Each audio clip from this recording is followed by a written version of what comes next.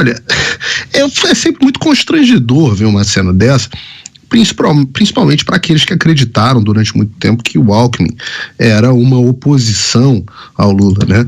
Muitos de nós aqui que já participamos de outras eleições, em alguns momentos, quando estivemos contra o PT, tivemos que defender o Geraldo Alckmin, e eu sempre tive a imagem dele como a de um homem probo. Nós, inclusive, nos conhecemos, tivemos em algumas ocasiões pessoalmente, tínhamos alguns amigos em comum, e todos diziam, não, o Geraldo Alckmin é uma pessoa muito honesta, é muito religiosa, ele inclusive não se envolve nessas coisas de corrupção e tudo mais, sempre tive melhores referências dele. E hoje nós o vemos fazendo parte do que ele chamou de criminosos, né? Ele chamou, não fui eu, de cena do crime. Depois de ter quebrado o Brasil, Lula disse que quer voltar ao poder. Ou seja, meus amigos, ele quer voltar à cena do crime.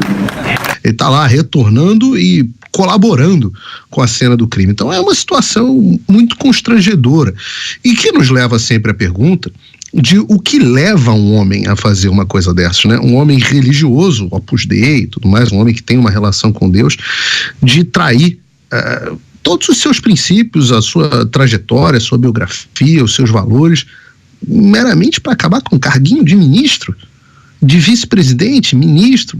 É isso. É tão pouco, é um preço tão baixo pela alma de alguém, né? E nós sabemos, o Goethe já mostrou isso pra gente, que quando a gente vende a alma ao diabo, o problema é que o diabo sempre vem buscar, sempre vem.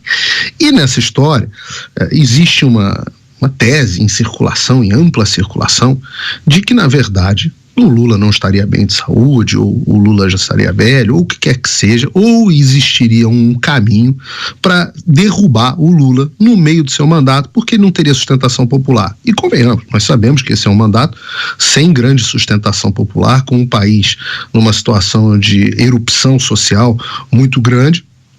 Então, o que se faria, e daí esse seria o papel, inclusive, de certos agentes do Supremo Tribunal Federal, encontrariam um pretexto para se livrar do Lula no meio do mandato, e daí assumiriam o Alckmin, que é quem boa parte do establishment sempre quis que assumisse, né? Nós temos que lembrar, o establishment, esse establishment, quando eu falo establishment aqui, eu estou falando das grandes forças que estão no poder, a imprensa, o judiciário, o aparato acusatório, a burocracia que está ali incrustada no deep state, o mercado financeiro, as pessoas que detêm os grandes mega empresários. Esses caras foram os mesmos caras que jogaram o Lula debaixo do ônibus e jogaram ele na cadeia. Só reabilitaram o Lula porque viram que supostamente ele era o único que tinha condições de vencer o Bolsonaro. E aí botaram ali o Alckmin de vice para, olha, se a gente precisar se livrar do Lula, se ele não se comportar, a gente se livra dele e assumiria o Alckmin. Só que eu acho que essa história é uma inocência ímpar, porque o PT é mais ou menos, eu vou dizer assim, é mais ou menos como se a turma da Faria Lima achasse que fosse conseguir roubar o dinheiro do lanche do pessoal do PCC. O PSDB é a turma da Faria Lima e o PCC vocês sabem quem é. Então, assim, é impossível isso acontecer. Esses comedores de cupcake de São Paulo, esses caras acham que vão conseguir ser mais espertos do que um grupo que montou o maior esquema. Eu não sei mais se pode falar isso, mas que o PT pode, o Lula que não pode. Montou o maior esquema de corrupção da história do mundo, com múltiplas condenações na justiça, algumas anuladas, tornadas nulas, outras não. É fichinha. Esses caras são muito mais espertos do que os tucanos. Então, ao ver o Geraldo Alckmin achando que ele está se sujeitando a tudo isso que a gente está vendo, essas cenas ridículas, se a expectativa dele for, no final das contas, dele e do establishment, passar a perna no PT para chegar ao poder, olha, eu duvido muito.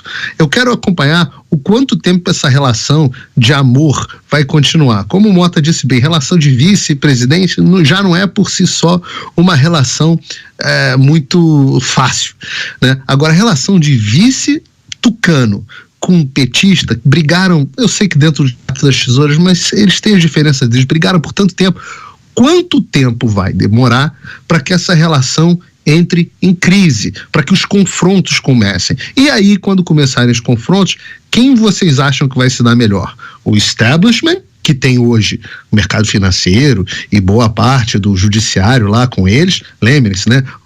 Até certos ministros eram na Lava Jato, totalmente pró-Lava Jato, só mudaram de lado quando o Temer começou a ser acusado. Um certo ministro que foi indicado pelo próprio Temer, né? Mudou de lado e começou a adotar uma outra postura mais pró-PT justamente e contra a Lava Jato quando o Temer foi indicado. Então, quanto tempo será que essa relação vai demorar para entrar em conflito? E quando ela entrar em conflito, eu paro para pensar, todos os abusos que estão sendo cometidos para perseguir as pessoas da chamada direita, os chamados bolsonaristas, se vocês têm alguma dúvida que elas também vão ser utilizadas para perseguirem os petistas? E aí é que vai ser um choque bacana da gente assistir. Quem viver verá.